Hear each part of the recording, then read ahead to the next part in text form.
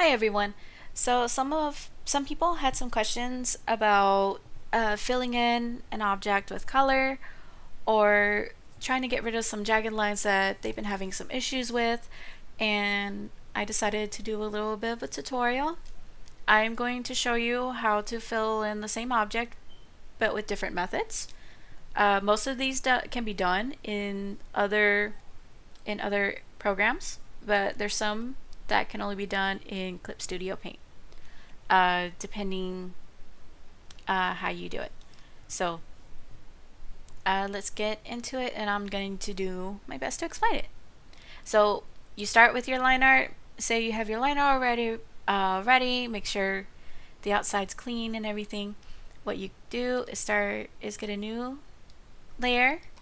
One of the ways I like to fill in, and I still do it because it makes sure I don't have gaps and stuff behind my lines, because I don't really like that personally. Some people will go to line art and select around. If you're in Clip Studio Paint, you can just click the wand tool and go from all layers, and you click around your object. Depending how clean you have it, you might either have to do it multiple times or just the one. And what you do next is you go to selection, and what we're going to do is expand it, and you choose 1 to 2, maybe more. It depends how thick your lines are. Push OK, and then I like to push Control Shift I for invert. If you have to do it manually, you can go to invert selected area, and then make sure you're not on your line art, you're on the layer below it. You push Alt, Backspace, or you just use your bucket to fill it. And ta-da! We have it filled. And depending what your selection is, you shouldn't have any of the like open gaps or anything like that. Sometimes in corners, like tight corners, you won't see it here. Depending what you draw, there might be some gaps that you'll have to fill in yourself manually, but it shouldn't be too hard. That's one way to do it. Say you only want this one. Well, selecting around won't really help because it fills the whole thing, and you just want this one. So what you can do, you can either do what some people do is use in Clip Studio Paint, go to the fill bucket and click all layers. Ta-da! It's all filled. If you don't have that and you're in a different program, go to wand, you go to selection, you're going to expand the selection 1 to 2, and then you fill it. That way it'll be a little ahead of the lines, so you won't get those gaps. That's why it's important to expand your selection, because you want it to go just a little above so you don't get those gaps. So that's one way.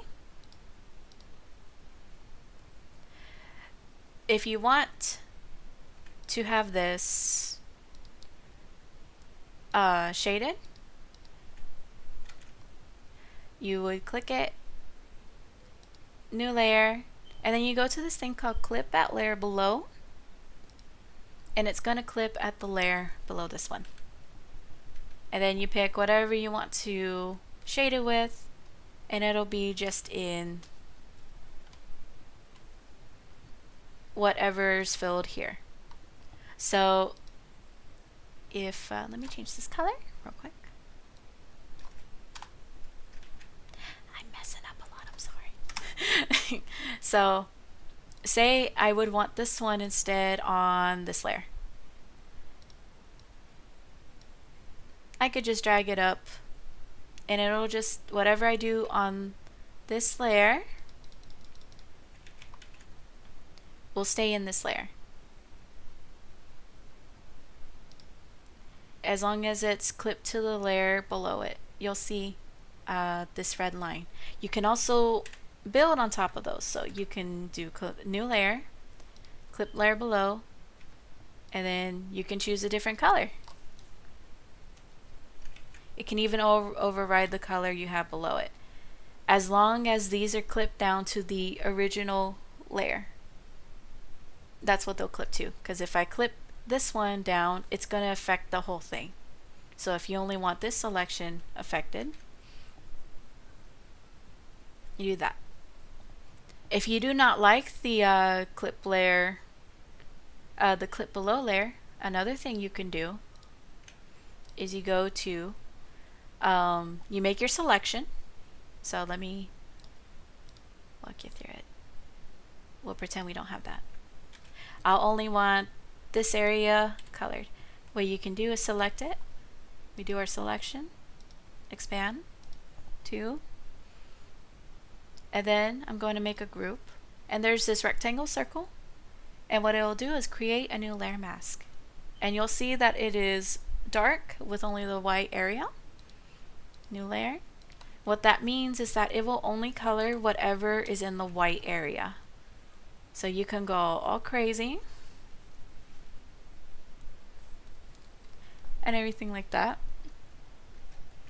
You can have as many layers as you want in here.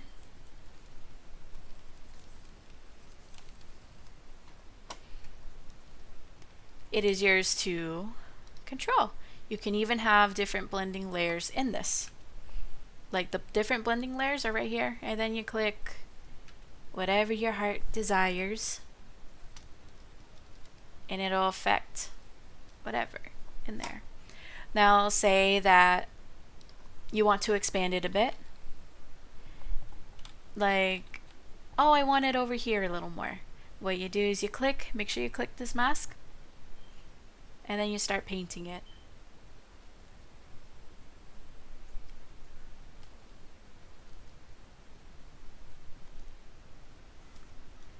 Then, if you don't want that, you're like, oh, but it came out too far.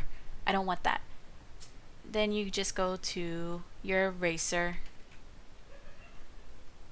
and click the mask. Make sure you click the mask and erase it away. If it has to be perfect, kind of like how this circle is rounded, and you don't want to like spend your time going, gotta make sure it's good. What you can do is go to your wand tool and go to the line art. If you're on Clip Studio Paint, make sure you do it from current layer. And you just select around it. Selection, expand. Then you go here.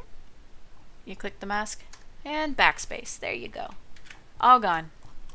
Was never outside of the circle. Okay, so that is multiple ways to do the same effect.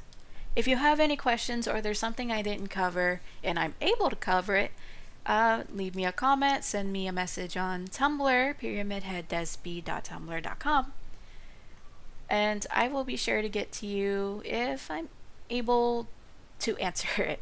I'm not the best at tutorials, but I love covering the basics and helping people out. So, have a nice day.